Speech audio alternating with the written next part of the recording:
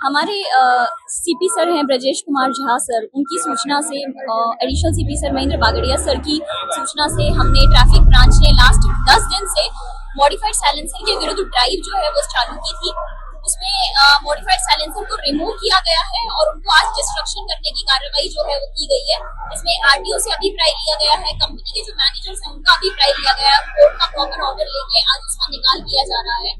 इसमें हमें ये देखने को मिलता है कि अगर एक बार फाइन करके हम छोड़ दें तो वो बार बार वॉयलेशन कंटिन्यू रहता है। तो वॉयलेशन कंटिन्यू ना हो और एक इम्पैक्ट आए उसके लिए आज हमने ये ड्राइव की है। 350 व्हीकल्स का जो साइलेंसर है वो रिमूव किया गया है और 350 साइलेंसर्स का आज हम डिस्ट्रक्शन करते हैं। जी जरूर ચોક્કસ એ બાબતે આપને જણાવી દઉં કે મોટર વ્હીકલ એક્ટ મુજબ વાહનની નોંધણી થતી હોય છે અને એનું રજીસ્ટ્રેશન કરવામાં આવતું હોય છે।